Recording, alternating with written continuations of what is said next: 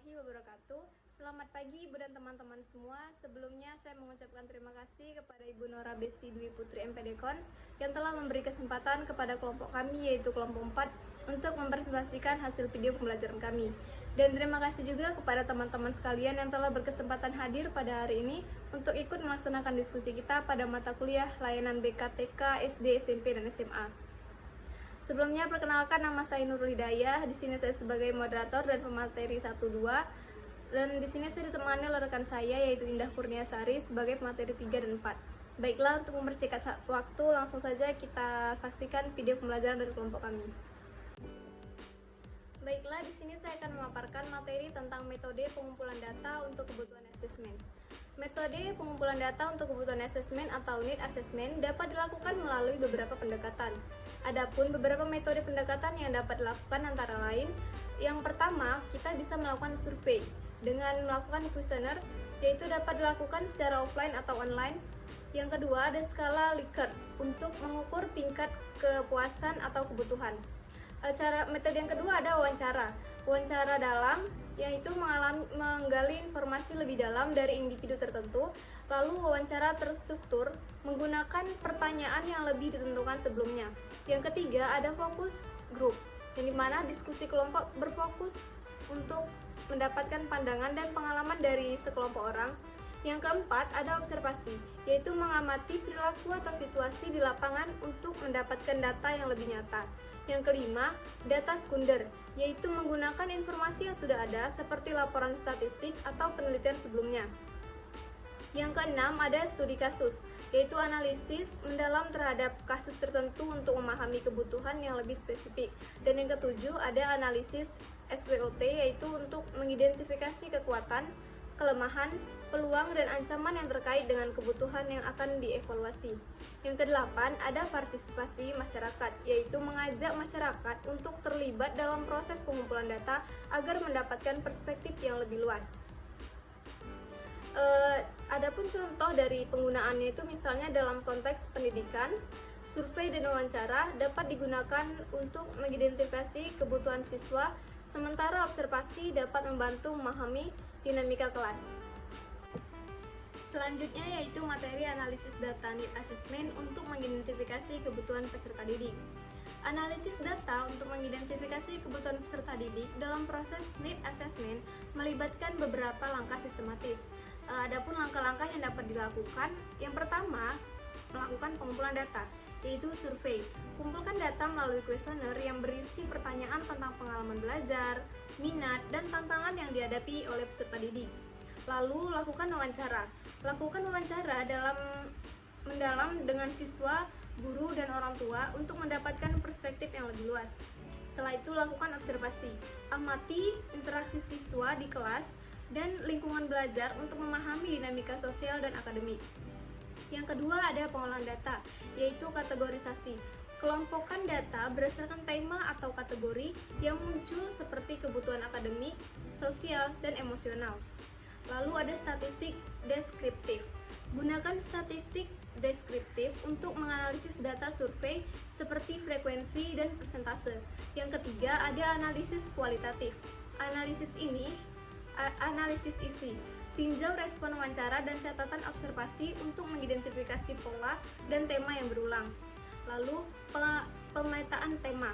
Buat pemetaan tema berdasarkan analisis isi untuk memvisualisasikan kebutuhan yang telah diidentifikasi. Yang keempat, ada identifikasi kebutuhan, yaitu kebutuhan akademik. Identifikasi area di mana peserta didik merasa kurang, seperti materi pelajaran tertentu atau keterampilan belajar. Lalu kebutuhan sosial dan emosional. Tinjau faktor-faktor yang mempengaruhi kesejahteraan peserta didik, termasuk hubungan dengan teman sebaya dan lingkungan emosional. Lalu ada kebutuhan fasilitas.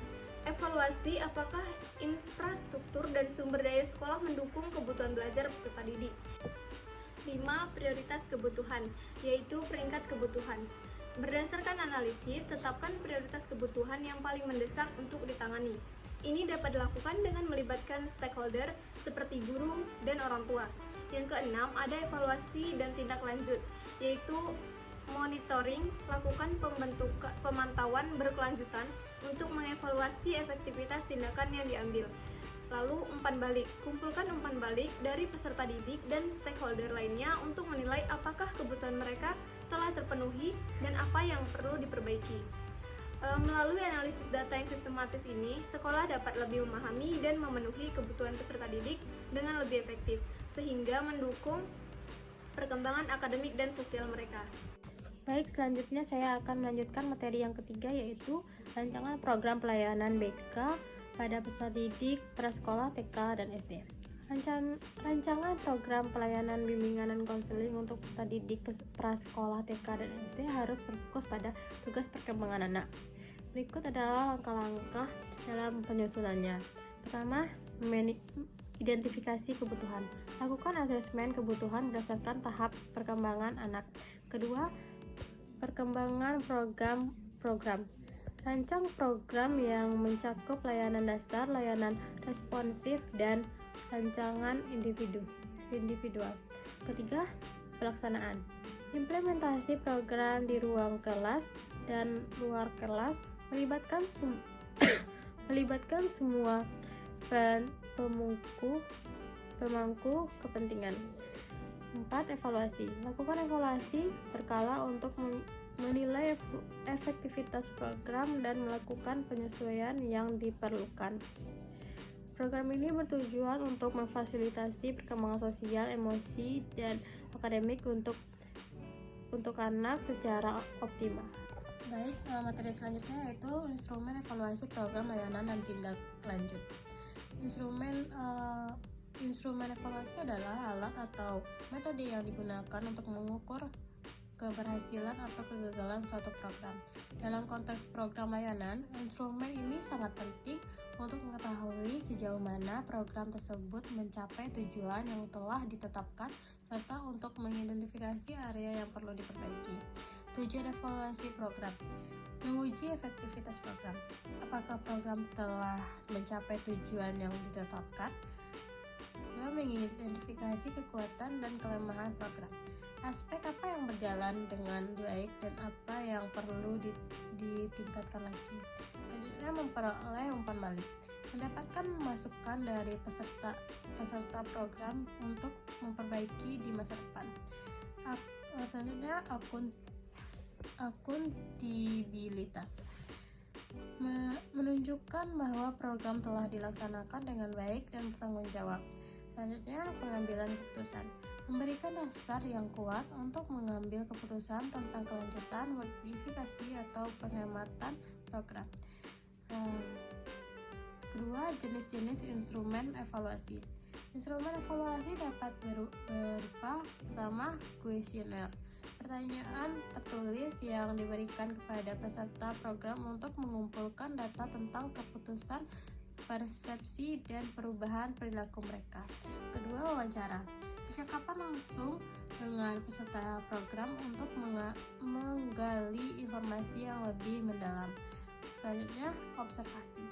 Mengamati langsung terhadap pelaksanaan program untuk melihat bagaimana program berjalan di lapangan. Dokumentasi. Analisis dokumen-dokumen terkait program seperti laporan kegiatan, data peserta, dan hasil tes. Selanjutnya, studi kasus. Studi mendalam terhadap kasus-kasus tertentu untuk mendapatkan pemahaman yang lebih komprehensif. Komponen utama instrumen evaluasi. Pertama, ada pertanyaan yang jelas dan relevan. Pertanyaan harus mudah dipahami dan relevan dengan tujuan evaluasi. Kedua, skala pengukuran yang tepat. Skala pengukuran dapat merubah skala Likert, skala nominal, atau skala ordinal. Petunjuk selanjutnya, ketiga, petunjuk yang jelas. Petunjuk yang jelas akan membantu secara isi instrumen. Keempat, analisis data yang tepat. Data yang diperoleh dari instrumen harus dianalisis secara tepat untuk menghasilkan kesimpulan yang valid. Pentingnya tindak lanjut. Tindak lanjut yang efektif akan memastikan bahwa hasil evaluasi tidak sia-sia dan program dapat terus ditingkatkan. Contoh tindak lanjut seperti peserta didik merasa materi pelatihan tersebut sulit, maka materi dapat disederhanakan atau diberikan tambahan latihan.